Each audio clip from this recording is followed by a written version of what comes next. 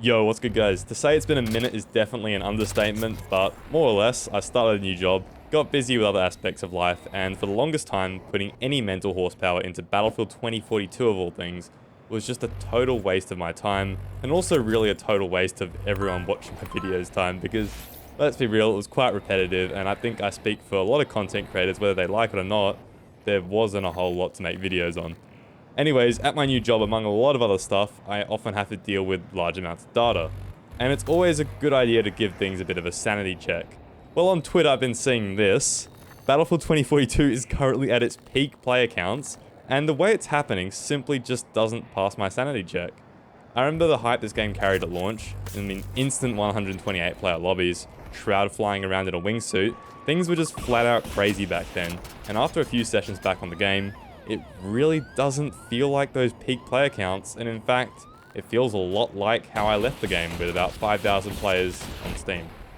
Often with these things, that sanity check is kind of just a good direction, and if something doesn't feel right, it might just not be right in the first place.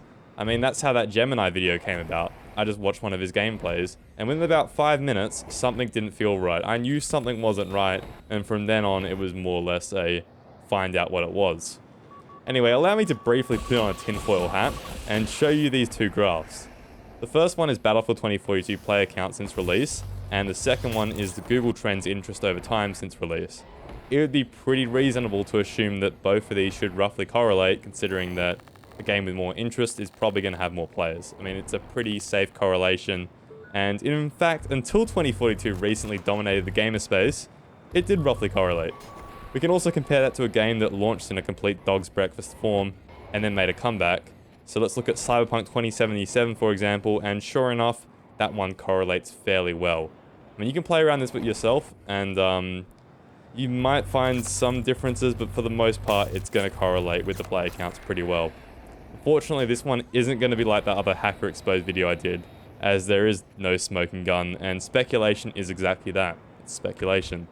I will say that a nice dot point in the EA financial report about Season 6 blowing up the player counts would look absolutely fantastic, and there was also a view-botted slash, an embedded official 2042 livestream a while ago, which was really funny. Anyways, like it or not, the game has actually changed a bunch, so I thought I'd actually play it again for the first time in ages and let you guys know how it is. So I think the obvious place to start is Season 6, and now from what I've played, this is just a very agreeable good push forward for the game. DICE have finally added that infantry-only locker style map into the game, and honestly that's something that really should just come with every single Battlefield title from launch. It really is that important to give players an escape from the overwhelming vehicles that are just kind of occurring in most Battlefield games.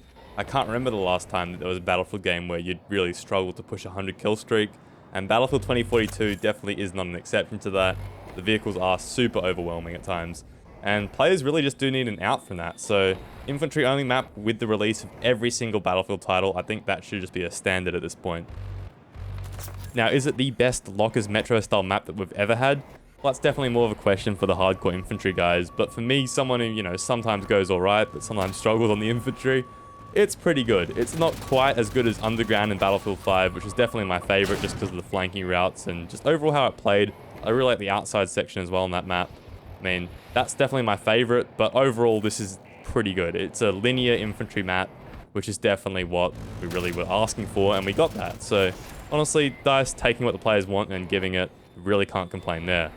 Now moving on to the balance changes of the season, I won't really go into the complete details here, but in my books, it's like a 90% hit rate on the changes. It's very good for the most part. Explosive nerfs, heaps of bug fixes, and quality of life changes. Vehicle physics work has been done. And only really one bad thing that I can spot, and that is the jet afterburner change. Now, the jets used to just have unlimited afterburner like BF3 and BF4, but now it's kind of been changed to be similar to the BF5 supercharger. So, after playing around with it for a bit, it seems to just make the jet a bit more clunky and slower.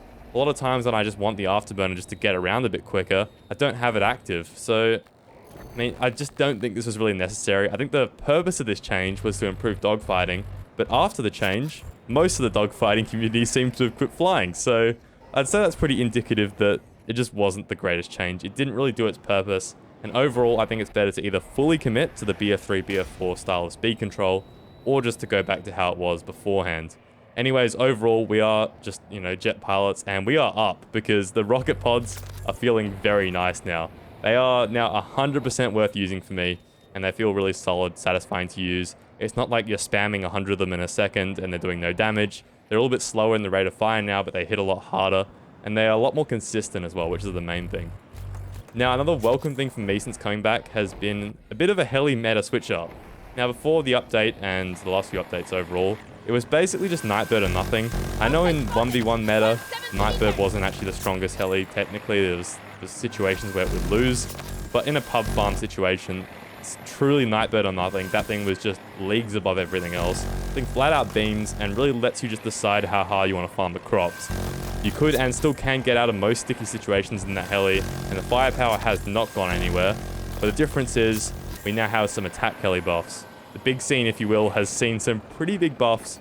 It's now pulling up with 2 TOW missiles, which are actually pretty usable, and the gunner seat is finally in an acceptable state. It's not going to work from NASA altitudes like it used to, but within a reasonable range of combat, it's actually going to pick up some kills now, and it feels a little bit less underwhelming in those ranges where it should be pretty effective.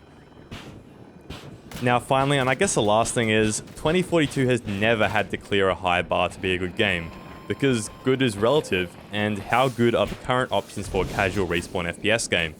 After adding an infantry map, sorting out some of the balancing, and fixing the recoil bug, infantry plays really well. I mean, the movement is more fluid than pretty much any competitor, and overall it's actually looking pretty nice next to the competition. Now, I don't think this game will ever shrug off the cheap looking vibes that it has, and first impressions really just definitely have contributed with this game for many of us. But all in all, I'm actually pretty impressed with the progress that DICE have made.